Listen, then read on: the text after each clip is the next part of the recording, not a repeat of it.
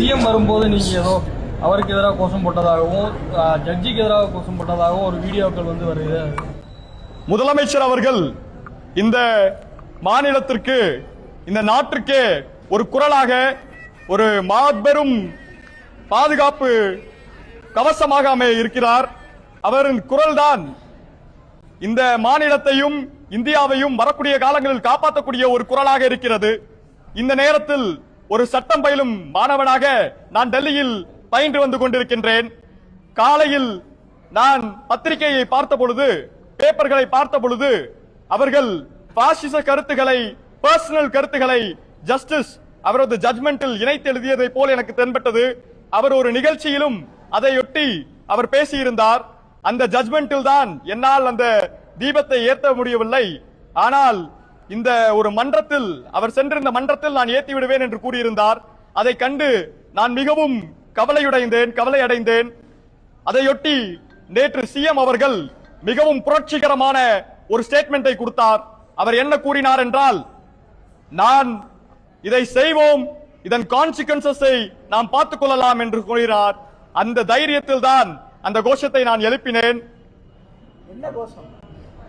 I said that go down ஒலிக ஒலிக GR Swaminathan ஒலிக என்று சொன்னேன். go down justice GR Swaminathan go down.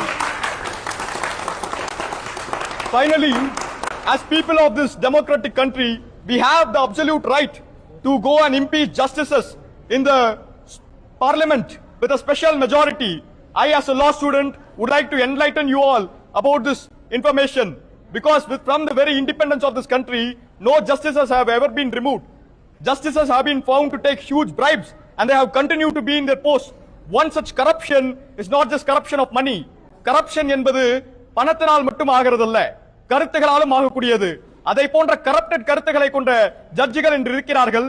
எங்களது பாராளுமன்ற உறுப்பினர் மாண்புமிகு ரைட் ஆனரபிள் கனிமொழி கருணாநிதி அவர்களிடம் ஒரு லெட்டரை என் மூலமாகவும் இந்த தொகுதியின் சார்ந்த மற்ற மாணவர்கள் மூலமாகவும் கொடுத்திருக்கின்றோம்.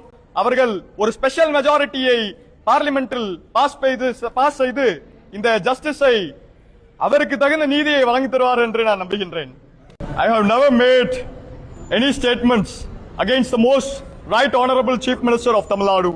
For in fact, he is the beacon of South, the one who lights and who gives voice to all our worries from this place. The social fabric of this country was threatened by the judgment which was delivered, and the personal bias which the justice has kept deep in his heart, and I had wanted to make a mention only against it so that the people of that place would be aware.